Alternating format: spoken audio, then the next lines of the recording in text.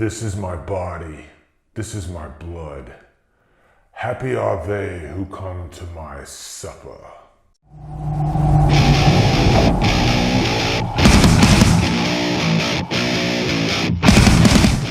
Hellraiser 3 Hell on Earth stars Terry Farrell, Paula Marshall, and is directed by Anthony Hickox.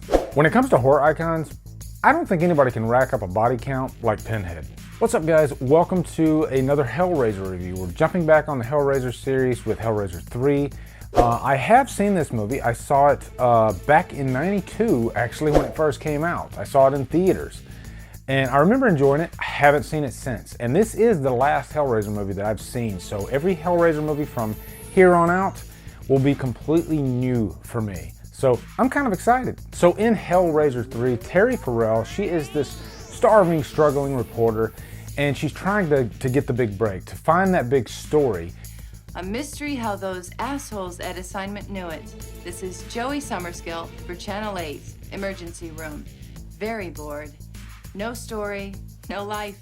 Really, really pissed off. And then she kind of accidentally comes upon this young club goer, Terry, played by Paula Marshall, and this guy that's on this gurney, and he's got all these chains stuck to him, and we know what that's from, but everybody else in the hospital is like, what the hell? And so there's her story. So she starts talking to Terry. She wants to figure out what the hell's going on. And this all leads back to this complete douchebag named JP. JP actually owns the nightclub, and at the beginning of the movie, he's looking for this new art piece for his apartment.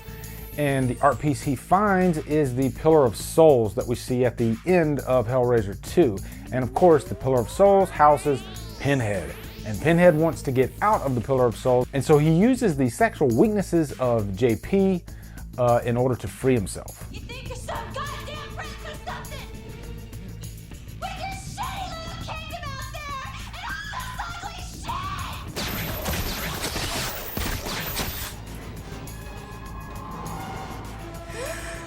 shit! Now, guys, before we get into the pros and cons, a little bit of the backstory on Hellraiser 3. Clive Barker actually did Nightbreed, and that movie was a failure because of the way it was marketed. It was marketed as a straight-up slasher, and so audiences just didn't flock to it. And in the meantime, a script was being worked for Hellraiser 3, and then Hellraiser 3 went into development hell. So in the end, the final script we got was what we see on screen. And it's obvious that there are some problems with this movie, but first let's get into the pros. First off, from the opening frame, you know that you are setting foot squarely into a new decade, the 90s. Hellraiser 3 really bleeds the 90s, and it was kind of the beginning of the 90s when young people were finding their fashion. And what is the deal with the high pants in this movie? And the douchebag JP has high underwear. It's unsettling, and that might be the scariest part of the movie. No, I'm just kidding. But first and foremost, the biggest pro about this movie is Pinhead. Doug Bradley is awesome in this movie.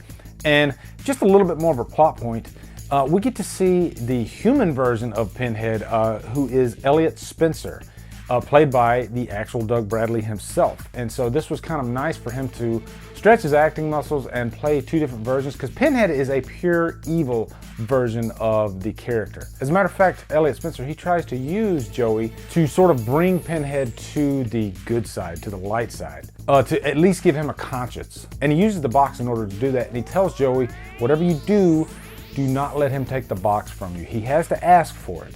And Pinhead can be pretty convincing. But Pinhead, like I said, he's really awesome as always. They might have given a little bit too much of him in this. And I don't like seeing Pinhead in the light, and you see a little bit too much of that. Pinhead works best when he's in darkness. But he does have some really cool lines, like that intro line that I gave. This is my body. This is my blood. Happy are they who come to my supper. You can tell that Doug Bradley just has a ball with the character. And also, gotta talk about that nightclub scene. Pinhead really just cleans house. I wished it could have been a little bloodier, because in reality that's what it would have been, but maybe they just didn't have enough buckets of blood that day on set. Also, I didn't mind Terry Farrell in this role, as well as Paula Marshall. I thought both of those characters played very well off of each other.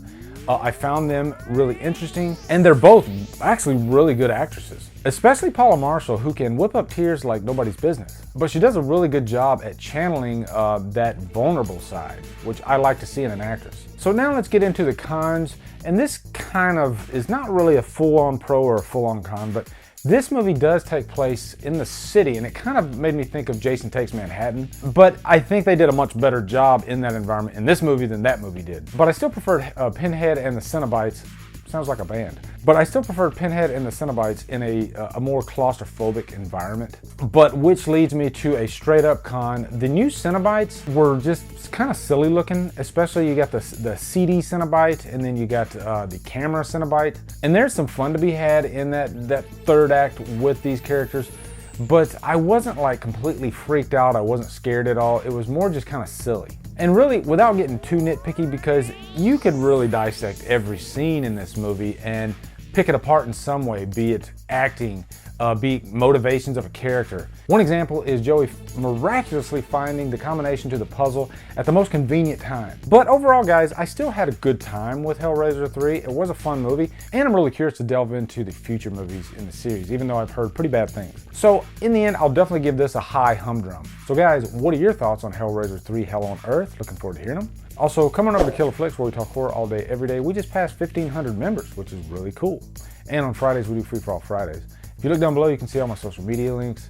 If you like what I'm doing, please hit that subscribe button. I'd really appreciate it. Anyway, guys, thank you so much for watching. Have a great day, and Drumdum out.